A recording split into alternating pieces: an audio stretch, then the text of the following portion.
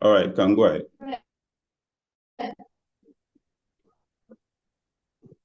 Okay. ESC guidelines for the management of patients with ventricular arrhythmias and the prevention of sudden cardiac death. Start with the definitions.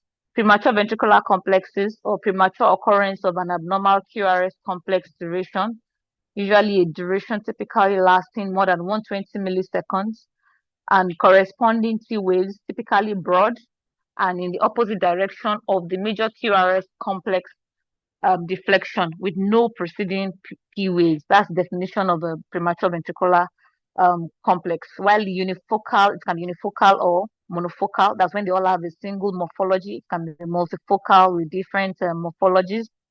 They can be short coupled PVCs. That these are the PVCs that actually interrupt the T wave at the preceding conducted beat. So this is the PVC. So ventricular tachycardia when there's more than or equal to 3 consecutive beats with a rate of more than 100 beats per minute. That's when you have the abnormal ventricular readings, 3 or more, originating from the ventricle and is independent from the atrium and the atrioventricular node conduction. So there will be absent P waves, preceding P waves in such complexes. Non-sustained ventricular tachycardia are runs of consecutive ventricular beats persisting for 3 beats to 30 seconds. So the monomorphic ventricular tachycardia, they are in the same QRS morphology from beat to beat, while it's polymorphic. You can have different shapes and the morphology of the QRS complexes. So a sustained monomorphic VT is continuous VT for at least 30 seconds. That's when it becomes sustained. It's for which requires an intervention for termination of such abnormal rhythm. And bidirectional ventricular tachycardia, they are beat-to-beat alternations of the frontal QRS axis in catecholamic polymorphic ventricular tachycardia. And they can also be seen in Anderson, Tawil, in digoxin of in acute myocarditis. So these are some of the things that we also discussed earlier in the week. So to start the points, it's a subtype of polymorphic beating in the context of QT prolongation with continually changing QRS complexes that appear to spiral the baseline of the ECG lead in a sinusoidal pattern. While ventricular fibrillation is a chaotic rhythm with undulating that are irregular in timing and morphology without these QRS complexes on the surface ECGs. And then an electrical or when you have 3 or more times, that's when you have continuous and sustained ventricular tachycardia 3 or more times. That tension, whether cardiovascular or chemical treatment. And then insistent VT is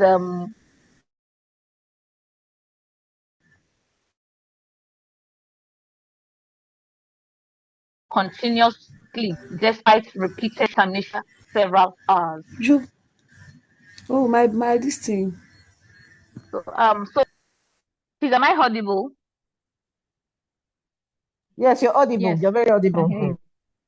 Okay, thank you. Thank you. Cardiac arrest is the cessation of normal cardiac activity with hemodynamic collapse, while sudden cardiac death is a sudden natural death presumed to be cardiac cause that occurs within 1 hour of onset of symptoms in witness cases and within 24 hours of last being seen alive when it is on witness basis and is defined as a natural, unexplained, unknown cause. While sudden unexplained death is unexplained sudden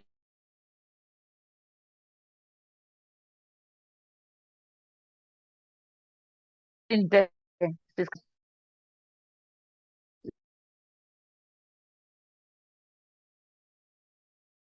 is unexplained and negative forensic examination of the circumstances of death. So um, sudden arrhythmic that explains sudden death occurring in an individual older than 1 year with negative pathological or toxicological assessment, synonymous with autopsy negative sudden unexplained death. So it can also be known as sudden arrhythmic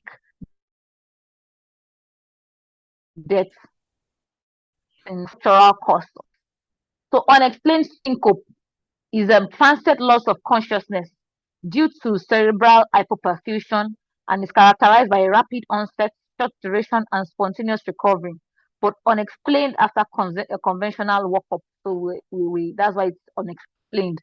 While arrhythmic syncope is as above, but highly suspicious for intermittent bradycardia or the presence of rapid supraventricular tachycardia or ventricular arrhythmias in such cases. So this is one of the tables in the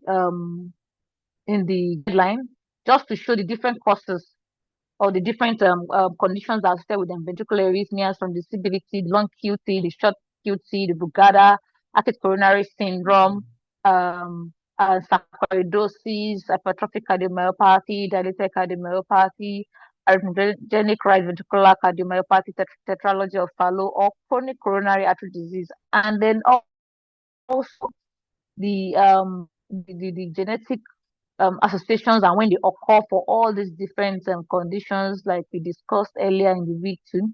The CPVT is on activity.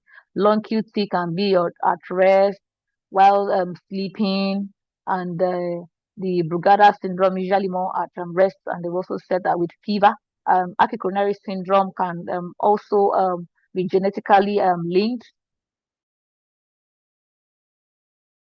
Sarcoid doesn't really have a particular genetic risk factor, while OCOM is genetics and during activity. DCM is genetically motivated. ARVC is the genes and on activity. TOF, it's not really clear cut. There are many risk factors, while chronic coronary uh, uh, heart disease is due to activity. Then also we are looking at the age that these different conditions present with ventricular arrhythmias and sudden cardiac death. In CBVT, they tend to present earlier.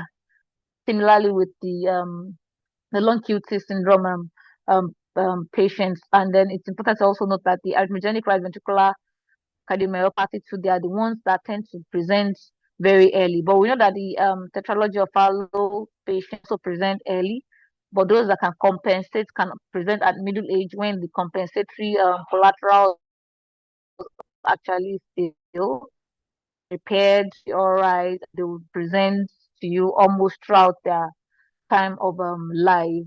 For Harry syndrome, we know 30s all the way to end of life. Brugada, they tend to present from around their 20s, their third decade, and then if it's not treated, just the atrophic cardiomyopathy, the DCM, sarcoid, you can see they are mostly middle age, early to middle age presentations that all these patients present with. And then the types of ventricular arrhythmias that all these conditions are the CPVT, the long QT, the Brugada, the acute coronary, they tend to present polymorphic ventricular tachycardia. That means there are different morphologies and shapes of the abnormal ventricular readings that they will present with. They are most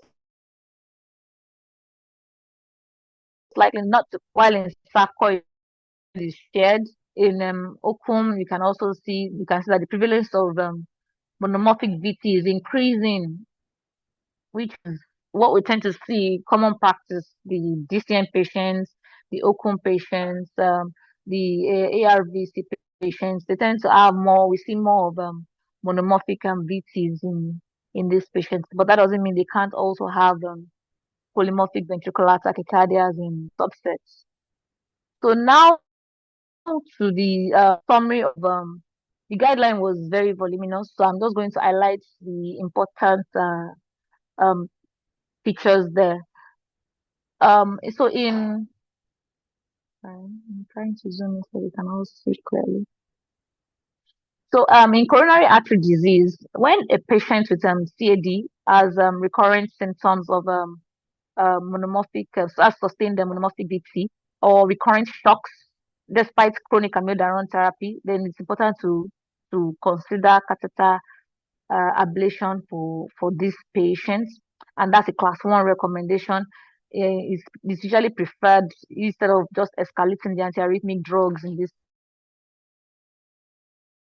patient, and then recommended in addition to cardiopulmonary exercise stress test after exercise in patients with anomalous aortic origins of the coronary artery with a history of aborted cardiac arrest, so that we can pick their risk of having ventricular arrhythmias in such patients and then act accordingly. So it's a class 1A recommendation. In sudden cardiac arrest survivors with coronary artery spasms, implantation of an ICD should be considered as a class 2A recommendation.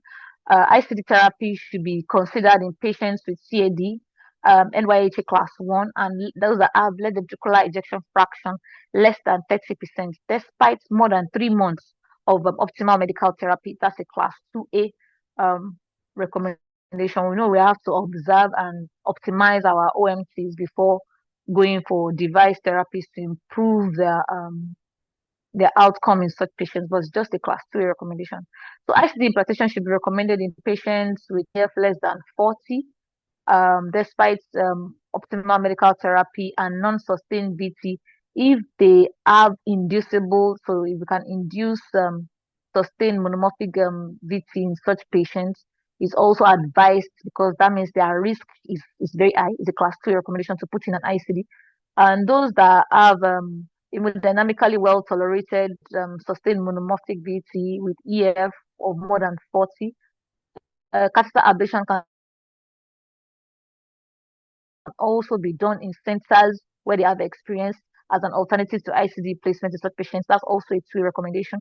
And catheter ablation to be considered when they have recurrent symptomatic sustained VT and recurrent shocks despite optimal beta blocker therapy. So ablation should be like the goal if you have centers where they can actually do it. So once their EF is if the EF is more than 40, even if they are asymptomatic, but they have high risk, so you don't want to wait until they have sudden cardiac arrest. Know that coronary artery disease is very high risk for having ventricular arrhythmias.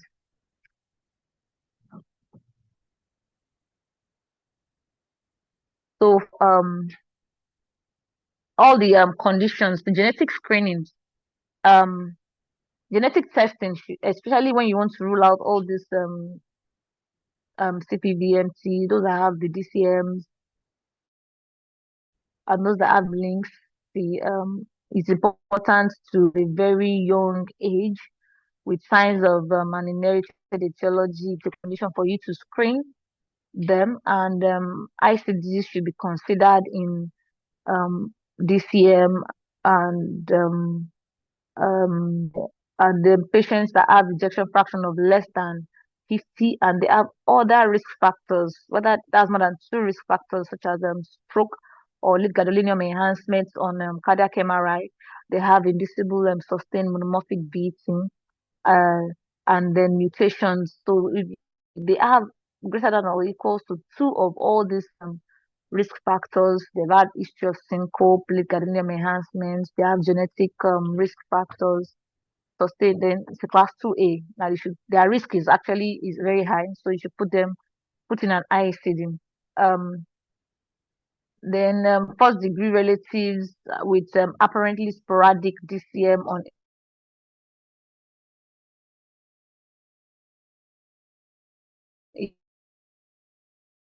ECG, bacterial conditions in them. So echo routine screening should be done for the first degree relatives.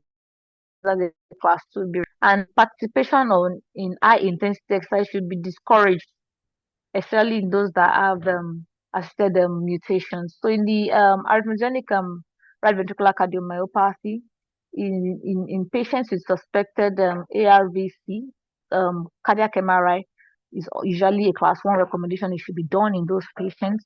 And then if there is suspected or definite diagnosis of testing is also a class 1A, is a class 1 recommendation in such patients, be considered in symptomatic patients with definite ARVC or moderate or right ventricular dysfunction, and either non-sustained VT or inducible sustained MVT. And then in this, so that's also class 2A is an ICD should be given in those with a capability of anti-tachycardia put for these patients. They are to also avoid high intensity exercises, and beta blockers may be considered with a definitive diagnosis of ARVC. And patients with ARVC and symptoms highly suspicious of ventricular arrhythmias, they may be considered for risk stratifications. All these are class 2B recommendations. Hypertrophic cardiomyopathy, cardiac MRI with lead gadolinium enhancements is recommended for them. And the genetic counseling and screening is also recommended in these patients. First-degree relatives too should be screened with echo, ECGs to rule out. We know that there is genetic tendencies in hypertrophic cardiomyopathy. So it's a class 1 recommendation for you to appropriately confirm a diagnosis with MRI and screen the relatives. Implantation should be considered in open patient, in age patients age 16 years or more with an indeterminate 5-year risk of sudden cardiac death. So if they have that risk, by the time you calculate that risk is greater than or equals to 4 to less than 6, and with a significant late gadolinium enhancement on cardiac MRI, usually when it's more than 15% of their LV mass, or left ventricular ejection fraction of less than 50% test, or they have presence of LV apical aneurysms, or the presence of sarcomeric pathogenic mutation. These are factors that increase their risk and is a class 2A indication for an ICD insertion.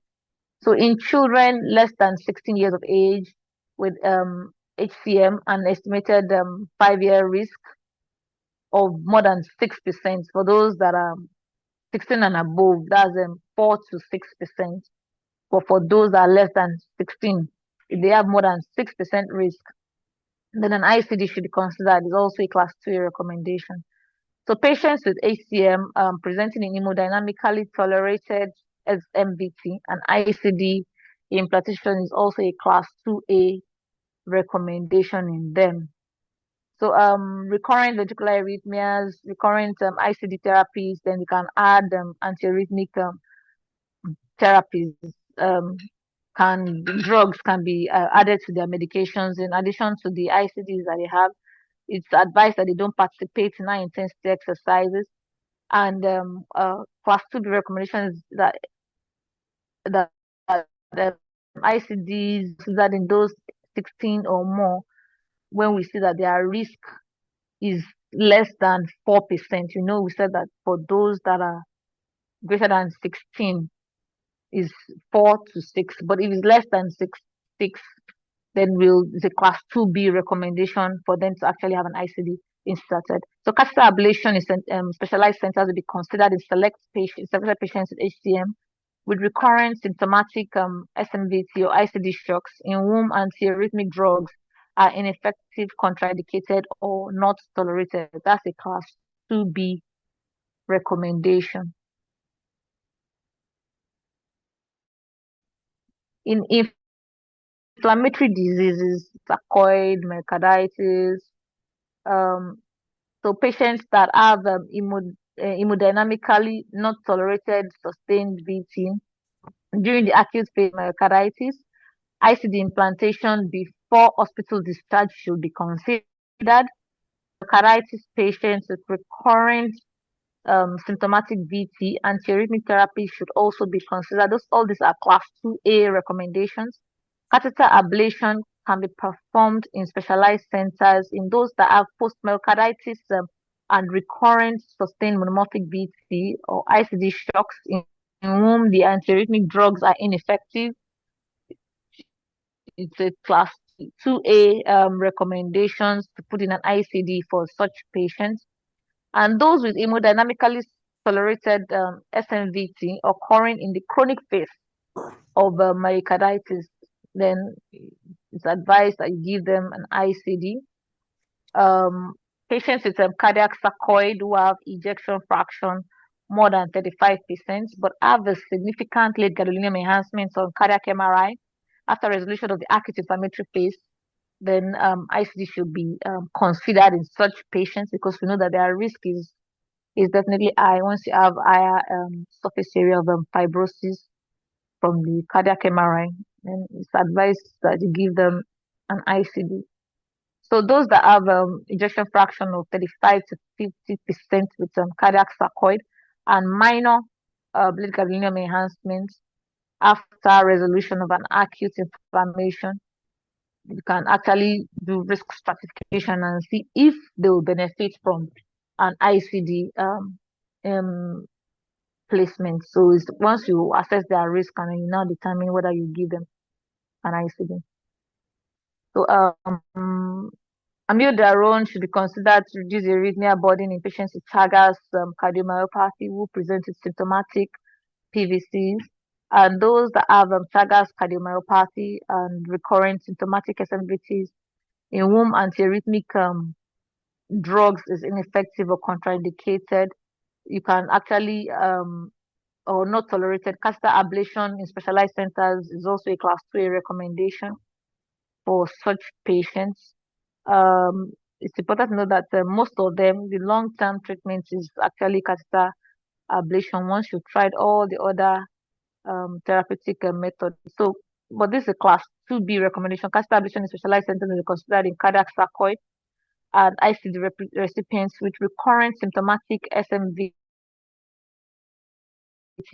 or ICD shocks in whom antiarrhythmic drugs are ineffective, contraindicated, or not tolerated.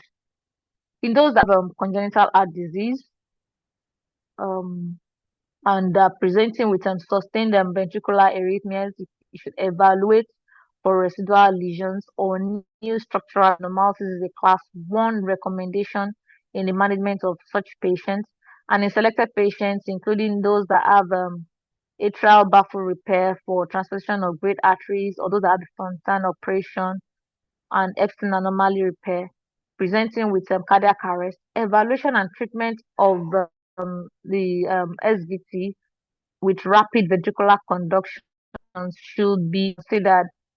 That's a class 2A recommendation. And those that have repaired TOF undergoing surgical transcutaneous pulmonary valve replacement, the operative catheter mapping and transection of VT-related anatomical osmosis before or during the intervention might actually be considered. So that's catheter ablation is a class 2B recommendation in such patients. And those that have repaired COF with preserved biventricular function and symptomatic sustained monomorphic VT, catheter ablation or concomitant surgical ablation can be performed as an alternative to ICD placements as a class 2B recommendation. In idiopathic ventricular fibrillation, it's recommended that it's idiopathic, is diagnosed when sudden cardiac arrest survivor, preferably with documentation of ventricular fibrillation after excluding any cause of underlying structural channelopathy or metabolic and toxicological etiology. So that's how we make an assessment of idiopathic ventricular fibrillation. We must rule out structure, the channelopathies, metabolic and toxicological causes of ventricular fibrillation in such patients. And isoprotenerol infusion, verapamil, or quinidine for acute treatment of an electrical storm or recurrent ICD discharges should be considered in those that have idiopathic VF. Those are class 2A recommendations. Quinidine should be considered for chronic therapy to suppress electrical storms or recurrent ICD discharges in idiopathic VF, while class 2B recommendations are such that there is idiopathic VF, genetic testing should actually be done. We need to make sure that we rule out such similar symptoms in relatives, and they do genetic screening for such patients to be sure that there is no genetic link to the idiopathic VF in such patients. So the recommendations for the acute treatment of sustained ventricular tachycardia and electrical storm. So DC cardioversion is a class 1B recommendation for first-line treatment of patients with hemodynamically unstable sustained monomorphic VT. And DC cardioversion is recommended as a first-line treatment in patients presenting with tolerated SMVT, provided that there is anesthesia or sedation, and their risk for this is actually very low. That's a class 1C.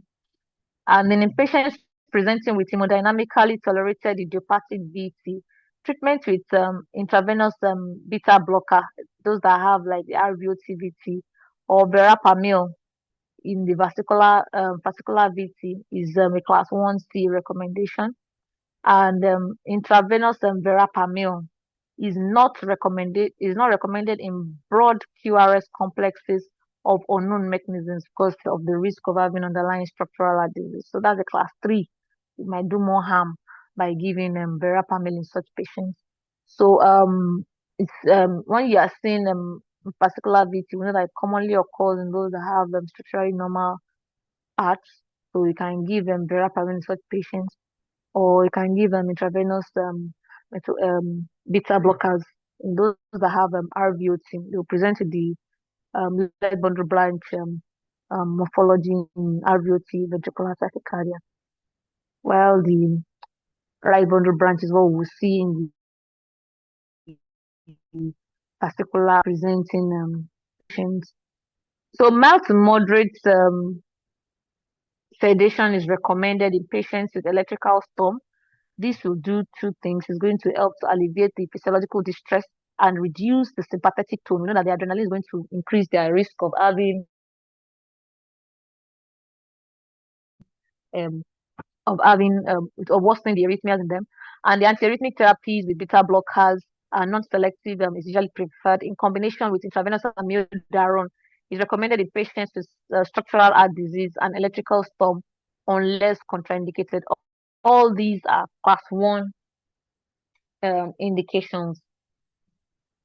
So intravenous magnesium with supplementation of potassium is recommended. That's what we give when we have we should give when we have patients with a SAD point. And isoprotenerol or transvenous pacing to increase the heart rate is recommended in patients with acquired long QT syndrome and recurrent to SAD point, despite correction of precipitating conditions and magnesium. So we can use that, and catheter ablation is recommended if the patient is presenting with incessant VTs or electrical storms due to SMVT refractory to the antiarrhythmic therapies that have been given. All these are class 1 recommendations for those that have that are presenting to you with ventricular tachycardia. So for heart failure patients, it's important to know that the class 1A recommendation is that all their optimal medical therapy for management of heart failure must be fully abided of or followed and must be used in such patients. And implantation of the cardioverter defibrillator is only recommended in patients who have an expectation of good quality of survival of more than 1 year. So if the chances of survival 1 year, there is no benefit of putting in an ICD in such patients. So it's not recommended to implant an ICD in patients with incessant ventricular arrhythmias until the ventricular arrhythmia is actually controlled, because we know that they will continue to have recurrent shocks, and that will make the quality of life of such patients to even be worse. So ICD implantation is recommended in patients with documented hemodynamically not tolerated VT. In the absence of reversible causes, we must rule out reversible causes, especially toxins in those patients before we go ahead to put in a device. So recommendations for adding cardiac resynchronization therapy in to an ICD is when an ICD is indicated, it is recommended to evaluate whether the patient would also benefit from a cardiac resynchronization therapy. So if the patient fits into the criteria that the widened um uh QRS complexes, then we should go ahead and put in a CRT in such patients. So recommendation for um public use is also part of the guideline. We know that it's important to teach the public. They are the ones who will most likely be exposed to someone who has a cardiac arrest as first line before they will call on the ambulance to attend to such patients. So the guideline also puts in some of the things that is expected for us to do to the public.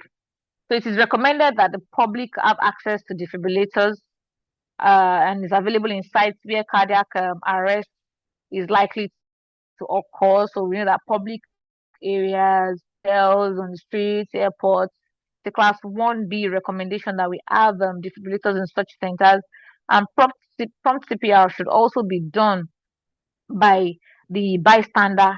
So it's important to teach the public so that they can actually go ahead to do CPR whenever they see a witnessed cardiac arrest. It's also recommended that we promote community training on basic life support to increase bystander CPR rates and AED use at the site of patients that have cardiac arrest. So recommendations for genetic screening, the gene testing is recommended when there is a high chance of the possibility of the patient having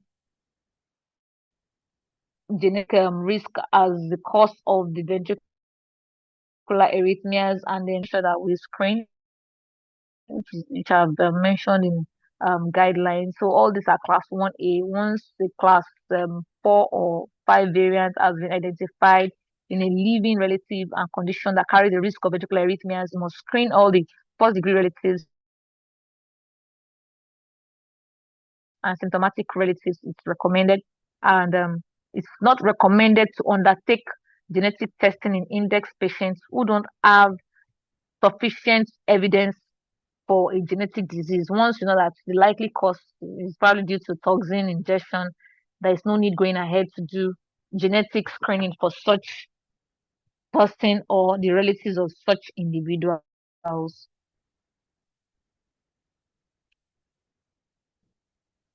Sorry, I'll soon be done. It's a very voluminous guideline. So recommendation evaluating patients with persistent or newly documented ventricular arrhythmias. So if these patients present, um,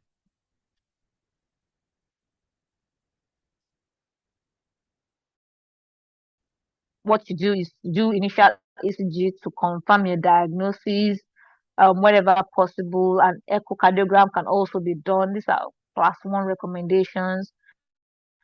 And then if there are survivors of sudden cardiac arrest, it's necessary thing to investigate for extra causes in electrically unstable patients or suspicion of ongoing myocardial ischemia. You do a coronary angio and collection of blood samples to rule out toxicology and genetic screening, retrieval of genes, especially those that have ICDs or wearable monitors, and then repeat 12 lead ECG. The stable rhythm of such patients is very important, is recommended. Echo should be done to the structure and function of all sudden cardiac arrest survivors, and CMR and coronary imaging are recommended to evaluate the survivors of sudden cardiac arrest, and then sodium channel blocking tests and exercise tests are recommended. They can help to unravel, especially those that have Brugada syndrome. It can unravel the abnormalities, but we know it should be done with care and in centers where they can manage following complications that can arise in such patients.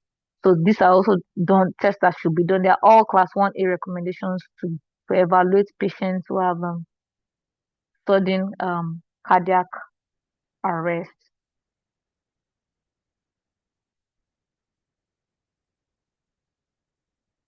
So recommendations in prevention of ICD complications, the single chamber or dual chamber in primary prevention in patients without current or expected indications for atrial or AV sequential pacing due to a lower risk of device related complications is a class 1A recommendation. So end of life issues when patients carry, I know that by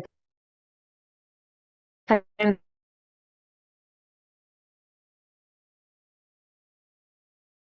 they such patients. So it's important to have an informed discussion with the patient or the families about the possibilities of deactivating the ICD when the patient is towards end of life, and the shared decision is indicated prior to implantation in case of significant health deterioration in such patients, so as to know when to deactivate the ICD in such patients so as to improve the outcome of such patients.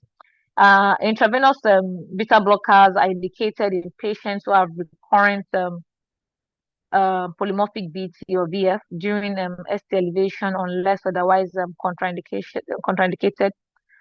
Prophylactic treatment with antiarrhythmic drugs is not recommended. So you wait until the arrhythmias actually occur before you start giving. You don't give prophylactic antiarrhythmic therapies. You know that all these antiarrhythmic therapies also have their side effects. It might even worsen the outcome of such patients. So we don't give it prophylactically.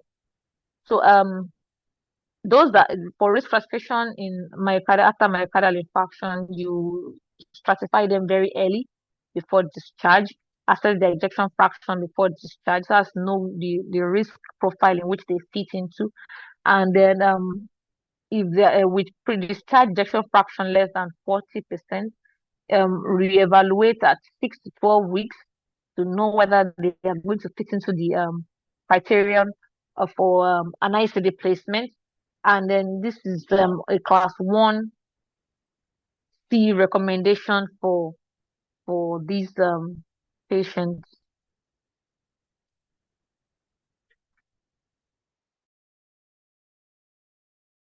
So recommendation for risk classification in cardiac death prevention and treatment of ventricular arrhythmias in DCM patients and hypokinetic non-DCM cardiomyopathy. So we know that genetic testing is a class 1 recommendation. So participation in high intensity exercise is a no-no, that was mentioned earlier. ICD implantation is needed in these patients when they have unstable sustained monomorphic BT, and then first degree relatives, you must do echo to screen them routinely. Patient is suspected arrhythmogenic right ventricular cardiomyopathy, you do cardiac MRI. And then ICD is recommended when they have hemodynamically non-sustained BT or VF. Then those that have ventricular arrhythmias, first degree relatives must have their ECGs screening. Cardiac MRI is recommended in those that have OCOM, genetic testings, and ICDs are also all class 1 recommendations.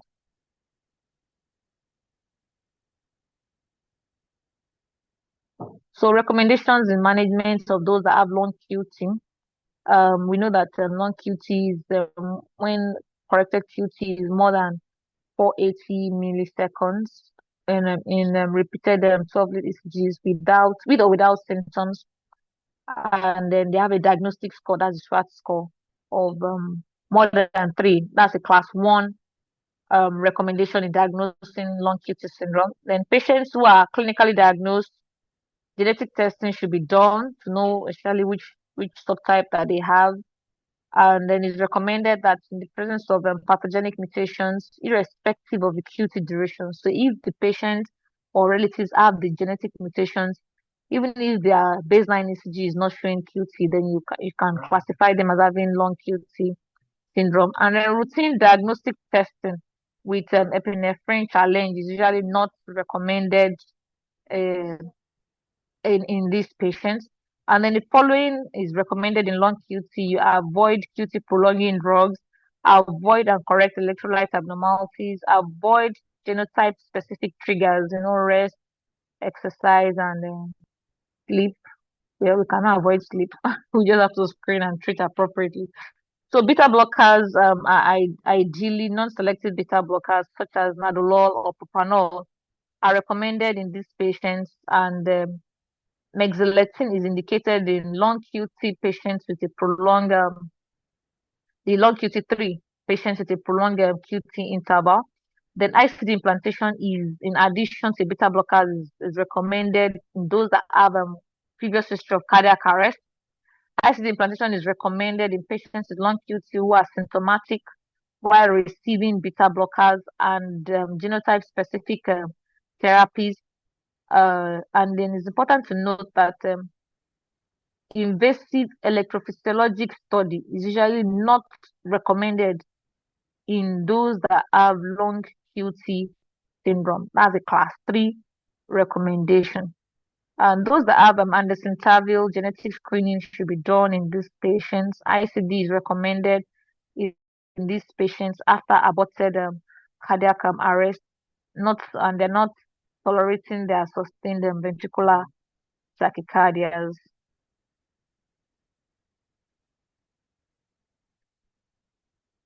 So recommendations for studying cardiac prevention and treatment. So in confirmed or clinically suspected acute myocarditis, who presents with life-threatening, you refer to specialized center, and then the chronic phase 3, we need to monitor them. If they still have recurrent VTs, we'll put in an ICD. So I think I'll just so those that have valvular heart disease, catheter ablation can be done for them. Those that have congenital heart disease, I've also read out some of the indications. So we can give in an ICD, their EF is low.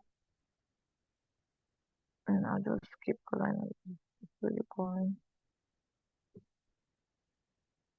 So those that have Brugada syndrome, it's recommended that it's diagnosed in patients that don't have any other structural heart disease and they have a spontaneous type 1. That's what is most likely to be seen. It's recommended that it's diagnosed in patients with no other heart disease. You need to, and have survived cardiac arrest for polymorphic VT.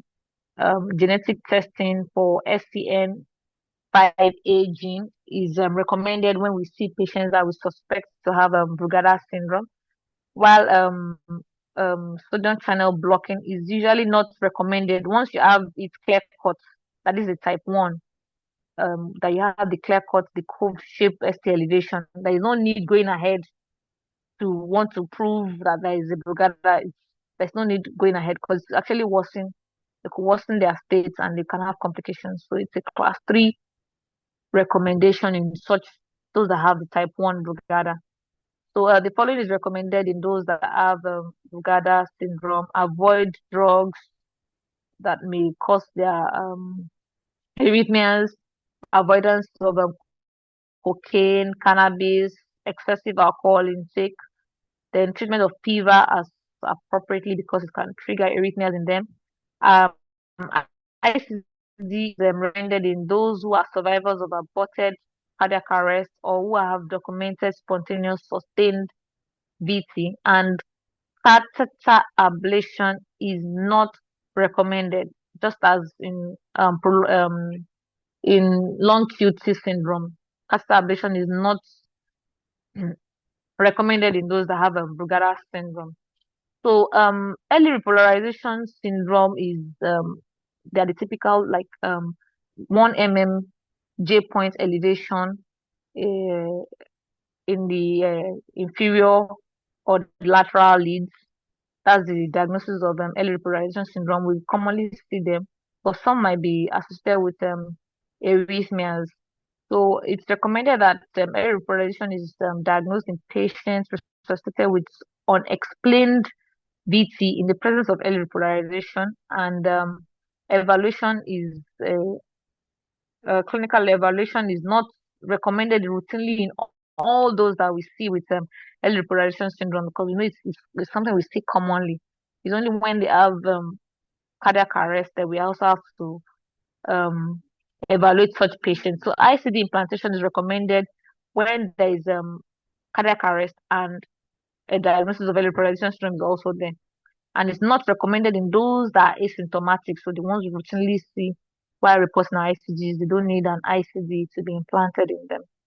So management of those that have sick PVT. So that the heart must be structurally normal and is induced by activity. It's recommended that patients who have mutations should rule out for their ryanodine receptor gene mutation should be done and screened for. They should avoid competitive sports.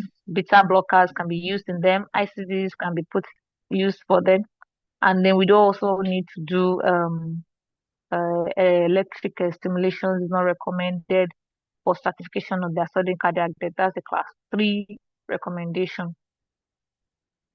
So those that have short QT, we said that we discussed that earlier in the week too. That's when corrected QT is less than 360. And then there's a mutations, the presence of mutations or family history of sudden cardiac arrest from VT. And so ICDs are recommended in those that survived or an aborted cardiac arrest. And they also don't need electrical stimulations. Once you see it, you make the assessment. So to prevent sudden cardiac death and management during pregnancy, it's not you know that you can actually do cardioversion for pregnant patients. If ICD implantation is indicated during pregnancy, implantation is recommended just to ensure that we'll cover the gravity thrust to reduce the radiation exposure.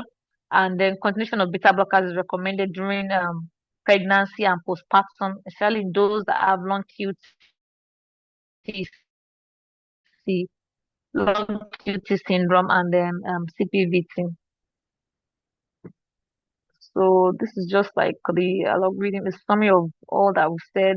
So when they are survivors, what we do is ECG, rule out STEMI, treat that, correct that with revascularization.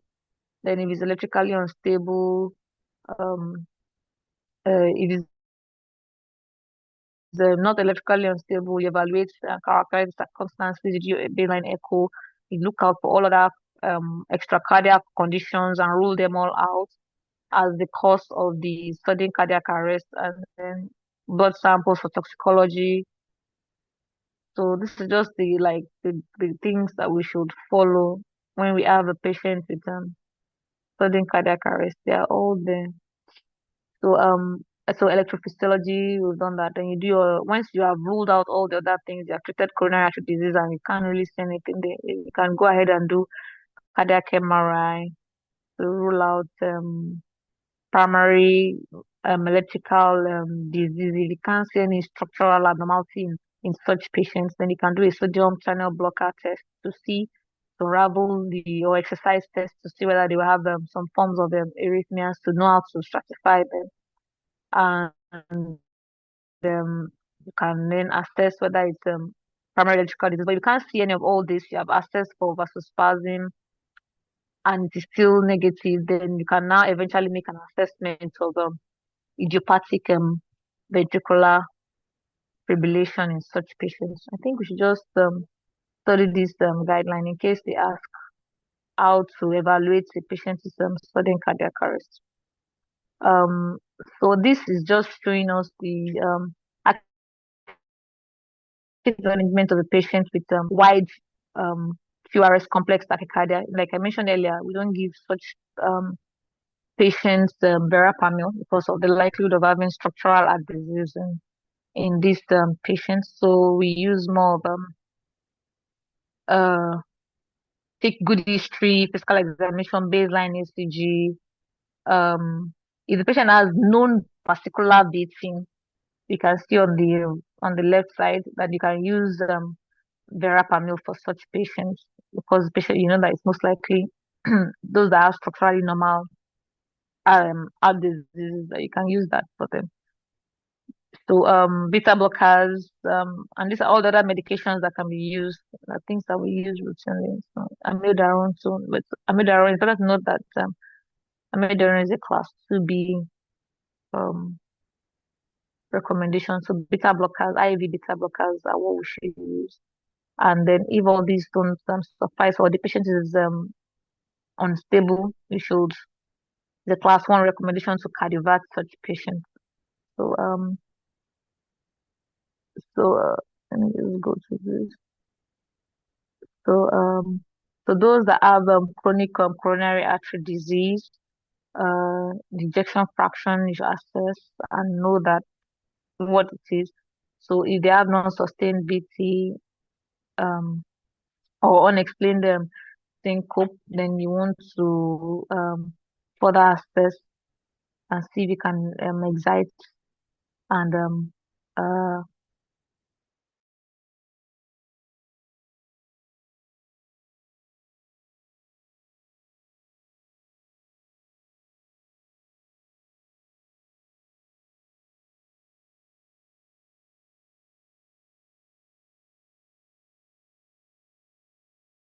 the implantation in such patients with coronary artery disease.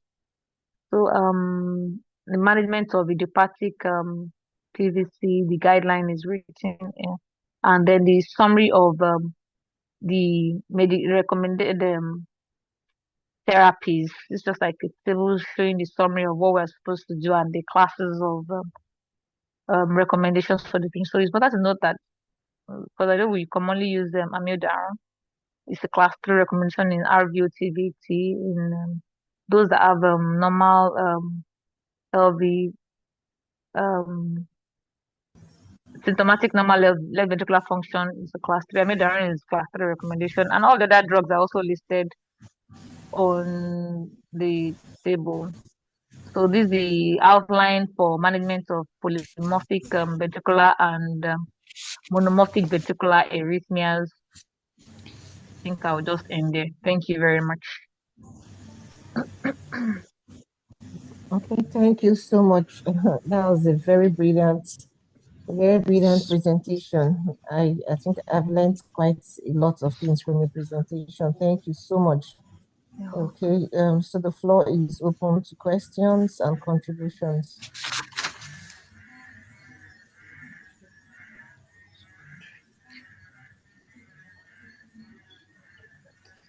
Any clarifications? Please you share your slide immediately, so that we can go Yes, through I it. will. Yes, yes, it's very important. It's really, but it's just I just try to compress and pick the salient tables that we need for exams, so we can just look for. But it's really voluminous. Okay, so if the participants have no questions or contributions, we'll move over to our chiefs. Chief Adeyanju, Chief Orimolade, any contributions? Well, that was a brilliant one. Thank you. Thank you so much. Thank you, Dr. Ademo. Thank you so much. It's quite voluminous, just like we have said.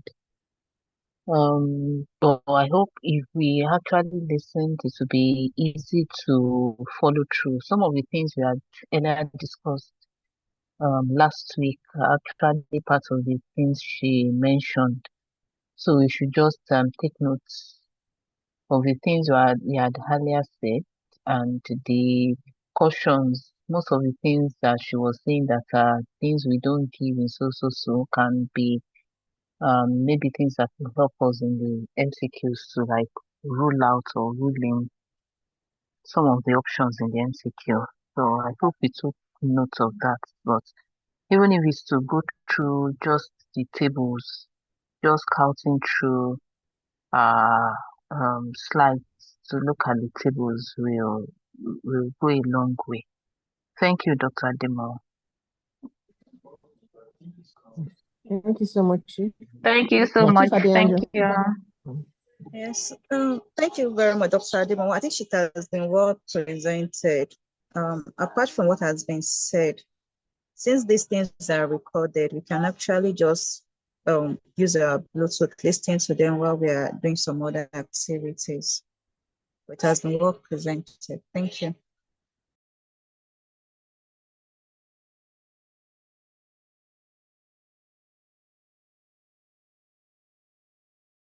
Thank you, Dr. Adeyanju.